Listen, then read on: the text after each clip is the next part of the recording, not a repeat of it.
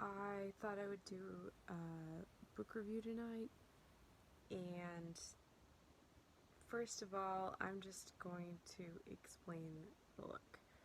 Um, okay, so I went to my work's Halloween party, and I had my hair and makeup done very fancy, and I have taken down the hair, but I've not removed the makeup, but it's kind of wore off in places. Uh, and I have my nightgown on and I'm just chilling. Um, but I thought I'd give you guys a book review. And this one is for Love Your Life, Not Theirs by Rachel Cruze. And I've been reading this book for over a year and I finally finished it.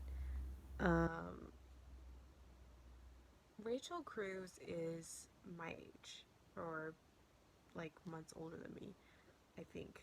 Um, so she she wrote this book in 2016, so 6 years ago. So let's see, she was like, I'll be 34 next month, so she was about 28. 28 was the age I was when I finally rented my own place for the first time. So I was just barely becoming responsible for things like that. Um, and then I had to move back home because of my stroke. Um, so we have, different, uh, different timelines. She is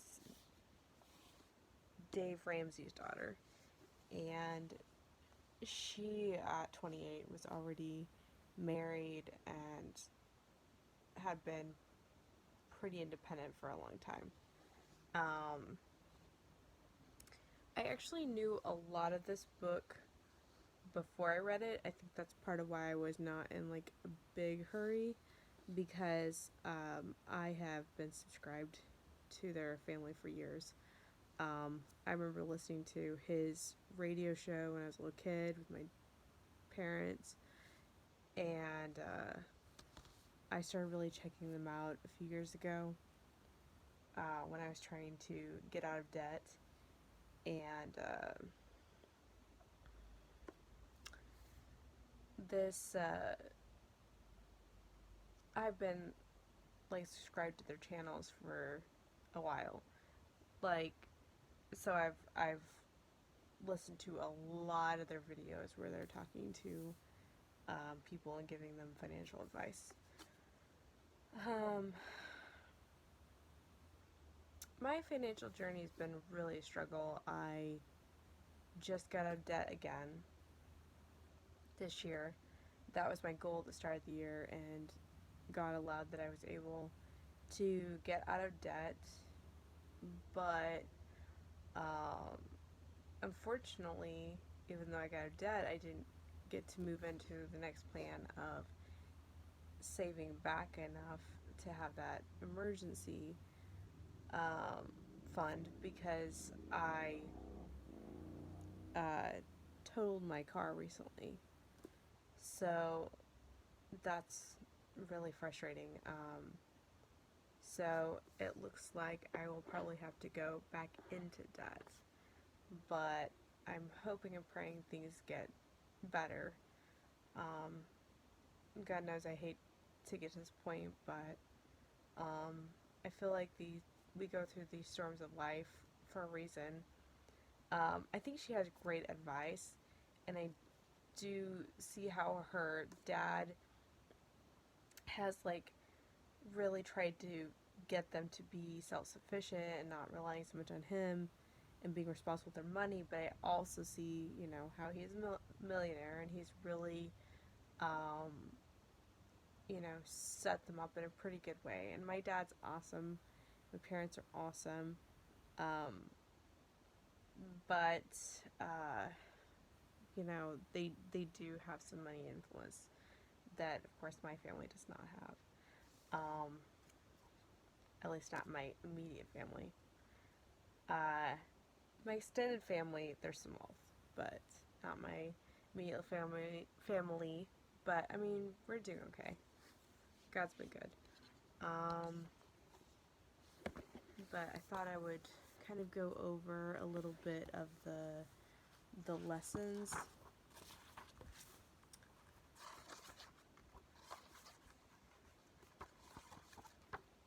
Let's see.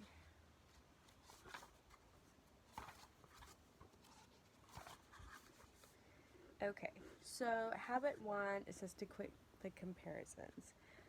Okay, so the main thing I struggle with is not so much like comparing myself to others and be like, oh, I want that because, they have that. They seem to be happy with that. My struggle is, I think, just wanting things because I want things. Um, Not so much on people that I know, but um, I love things like clothes and stuff. I tend to fall for things like that. They're sparkly or appealing, which is really dumb.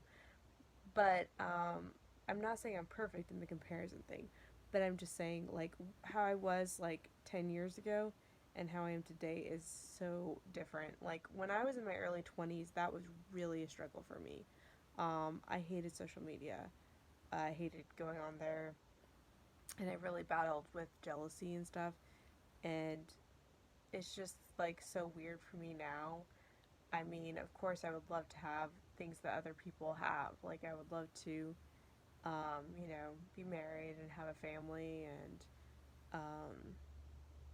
have a little better living situation and stuff. But um, I can be happy for people now. And I am always trying to encourage people in those things. Because the way I feel about it is um, if I can't be happy for anyone else and rejoice with them, then why should I expect any happiness for myself?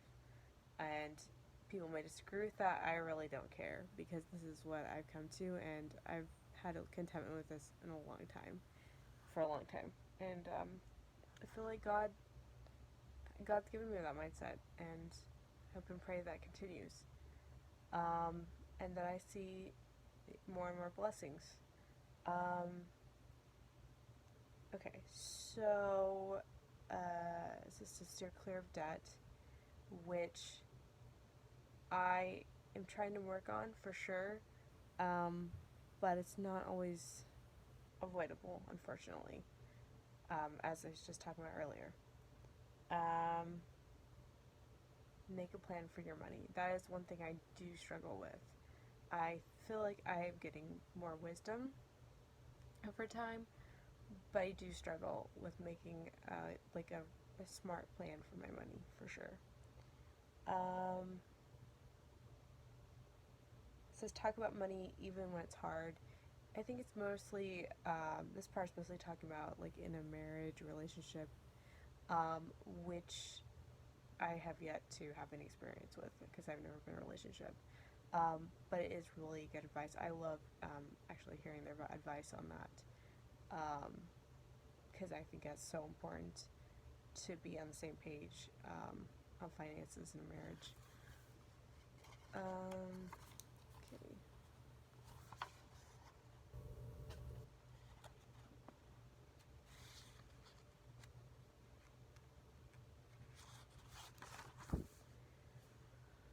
Save like you mean it.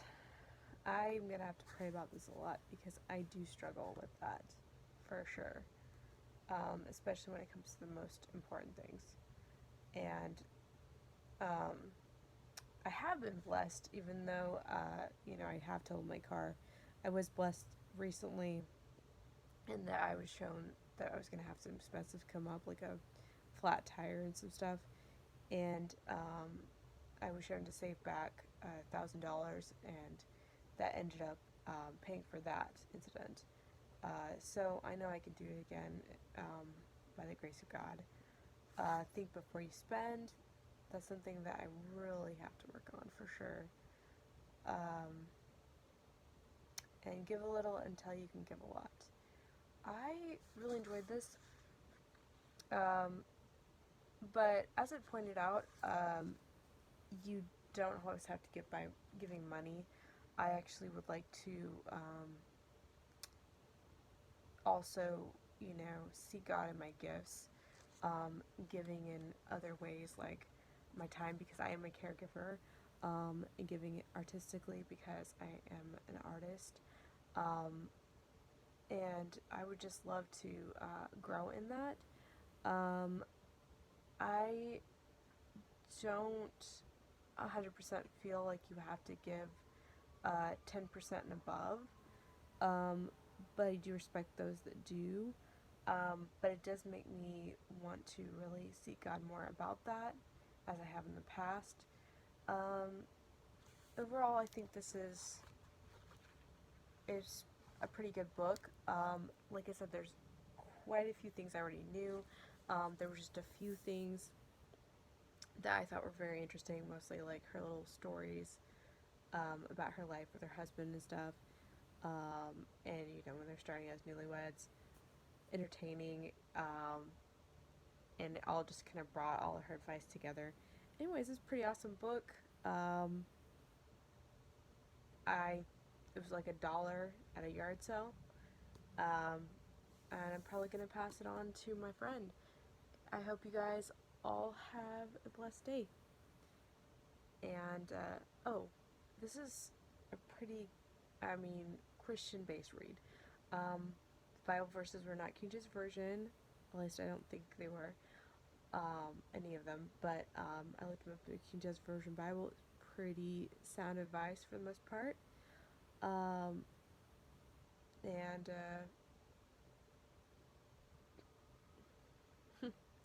I mean, I don't agree with everything. I think, I don't think you're going to agree with everything because, um, my personal views, my church's views, I don't, I don't remember the exact things, but for the most part, it's a pretty good book, and it's really encouraging, motivating. So, I'll talk to you guys later.